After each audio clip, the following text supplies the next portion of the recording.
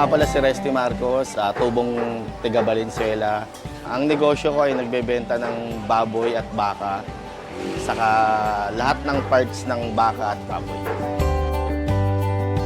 Nag-start ito 2012.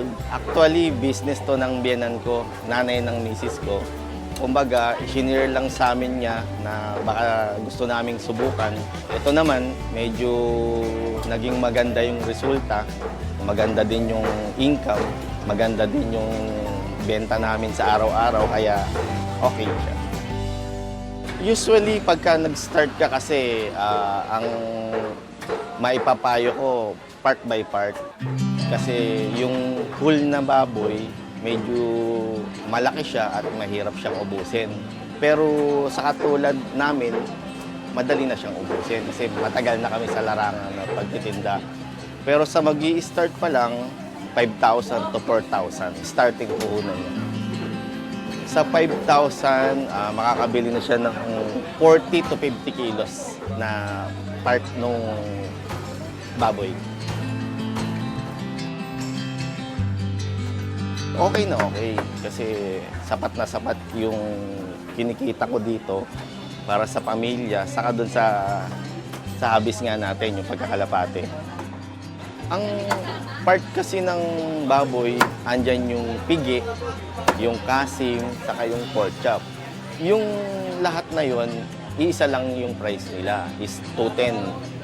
Ang mas mahal lang yung liempo, yung part na bandang belly ng baboy.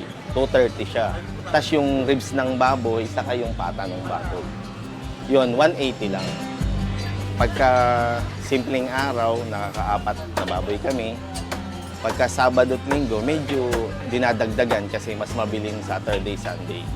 Saka yung ganito, may mga magte-text sa akin na customer namin sa kantin, sa mga pabrika.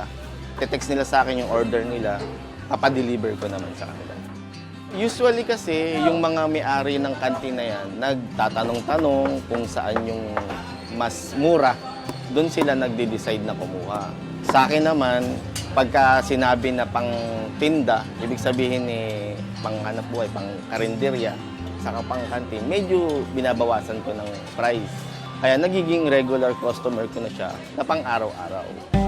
Okay lang, parang kapatid din, pamilya, kahit kapotensya, kung saan lang matapat, ganun lang.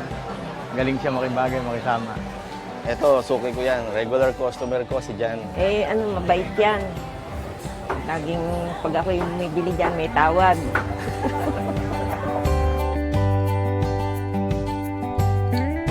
Mag-start ako dito ng 3 hanggang 12. Half day lang. Kasi may alaga tayong inaalagaan. Bali yung tita ni Mrs., siya yung pumapalit sa akin pagdating ng 12.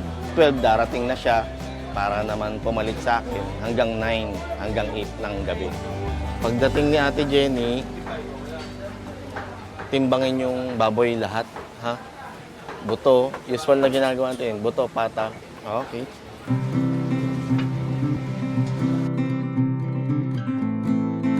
Nandito nga pala tayo sa bahay ko. Kanina galing tayo dun sa hanap buhay natin sa palengke. Tara, bisitahin natin yung loop ko para makita natin mga alaga. Napakalaki ng naitutulong sa katulad ko na yung routine ng pang-araw-araw ko is masyadong stress. Unang-una yung pagising sa umaga. Napakahirap gumising ng umaga. Ito yung loop ko. Bali, ito yung south section. Ito yung north section.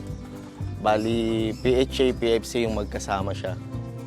Ito yung mga panglaban ko this coming 2017. Sa baba pala, ito yung mga breeder natin. Nandito yung first overall ko noong 2014, si Magnificent. May youngster siyang isa ngayon. Bali, pang second clutch niya na ngayon. Ito si Magnificent. First overall siya, YB sa PFC. Kasi dito masyadong stressful yung trabaho namin. Kapag umuwi na ako, makita ko lang yung kalapati ko, parang nag-iiba na yung mundo, nag-iiba na yung kasi nandun na yung makikita mo sila na lumipad at lalo-lalo na yung mga nakukuha ko pang mga awards. Yun yung tumatanggal, yun yung nagtitrigger sa akin para mas lalo ko pang pagsikapin yung dalawa, yung negosyo sa aking pagkakalapati.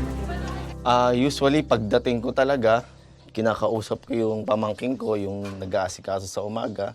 Kine-check ko yung drinking nila, saka yung patoka nila kung may dumi. Pagka may dumi, palit tayo. Kasi importante yung iniinom nila eh.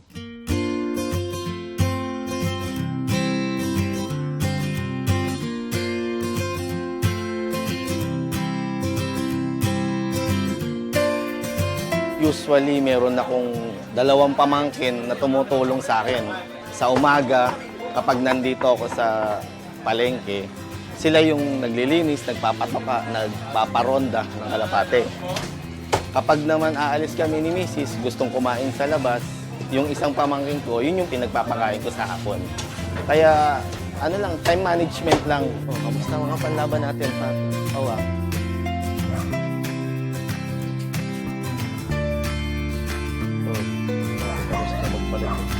Sa akin, ang pagsisimula ng negosyo, trial and error yan eh. Kumbaga, hindi lahat ng negosyo sure ball na gaganda eh.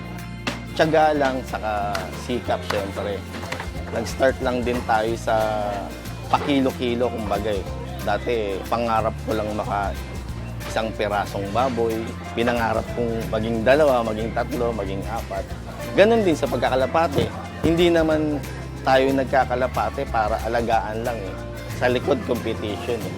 Siyempre, kahit sinong panshir, kahit sinong nag-aalaga ng kalapate, nangangarap maging champion. Ganon din yung pagsusumikap ko doon sa mga kalapate ko na para mag-champion.